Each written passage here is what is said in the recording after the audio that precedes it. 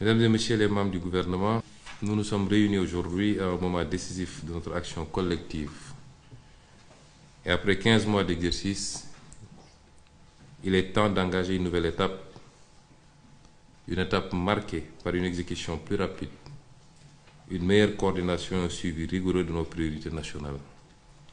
Je tiens d'abord à féliciter chaleureusement le ministre de l'Économie, du Plan et de la Coopération, le ministre des Finances et du Budget, ainsi que tous les acteurs qui ont été impliqués dans la préparation et le vote de la loi de finances rectificative.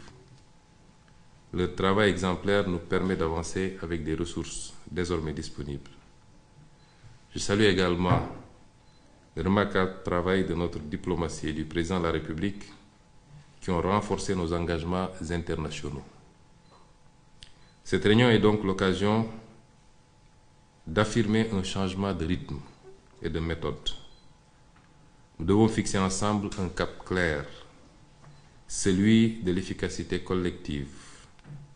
Pour cela, nous allons nous appuyer sur ce qui fonctionne déjà, afin de gagner du temps et d'optimiser notre action.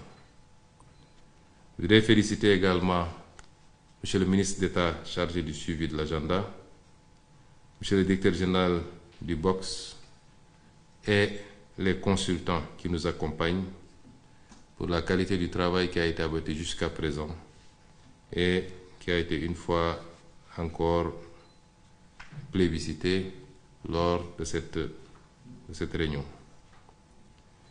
Permettez-moi de vous exposer les grandes lignes de notre feuille de route avec des attentes précises et des échéances à court terme. Premièrement, il faut en finir avec les blocages administratifs. Aucun obstacle bureaucratique ne doit freiner l'action publique. Les circuits doivent être fluides et nous allons améliorer immédiatement le traitement des correspondances et déployer la gestion digitalisée du courrier dans les 3 prochains mois. Les courriers sans suite qui bloquent des projets structurants, c'est terminé. Deuxièmement, tous les projets financés en cours doivent être accélérés. La primature, en lien avec le BOX, assurera un suivi rapproché pour garantir leur exécution effective. Troisièmement, les projets mûrs et inscrits dans la loi de finances rectificative doivent être lancés rapidement. Les démarches nécessaires doivent être engagées dans un délai maximal de 30 jours avec un suivi assuré par la primature. Quatrièmement, pour les projets en attente, une task force sera mise en place sous l'autorité de la primature. Elle regroupera le BOX, l'APIX, le FONSIS, le DGPPE, l'UNAPP, la CDC et la Direction générale de la coopération. Son objectif sera de finaliser la structuration de ces projets au plus vite. Nous ferons appel à des cabinets privés spécialisés pour accélérer ce travail. Et la DGPPE pilotera cette maturation selon un calendrier accéléré avec un suivi régulier. Le ministre d'État auprès du président de la République assurera l'évaluation périodique de ces actions et rendra compte directement à son Excellence, Monsieur le Président de la République. Cinquièmement, la gouvernance des projets interministériels doit être renforcée.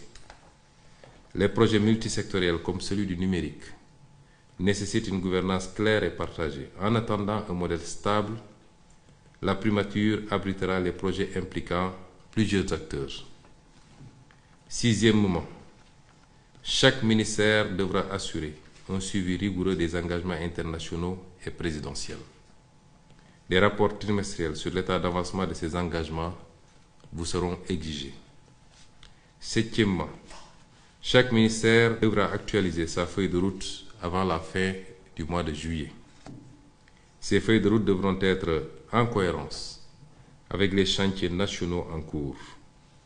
J'attends également des ministères concernés, tels que le ministère des Transports, de l'Industrie, de la Justice, de l'Intérieur, un plan détaillé de mise en œuvre des conclusions des États généraux et autres initiatives. Ce plan précisera les actions, les échéances, les acteurs impliqués, la hiérarchisation des priorités ainsi que les contraintes et mesures d'atténuation. Je souhaite recevoir ces plans consolidés au plus tard le 15 août. La primature vous fournira un canevas à suivre avec le secrétaire général du gouvernement. Ces projets feront l'objet d'un suivi particulier pour accélérer leur mise en œuvre. Je tiens aussi à souligner l'importance de la préparation des Jeux olympiques de la jeunesse 2026. Leur organisation doit être rigoureuse et anticipée, car ils représentent un enjeu majeur pour notre pays. Enfin, 8e point, la mobilisation pour le plan de redressement doit être totale. Dans les prochains jours, je présenterai ce plan de redressement d'abord en Conseil des ministres, avant d'en faire une présentation publique qui sera suivie d'une série d'activités pour le vulgariser.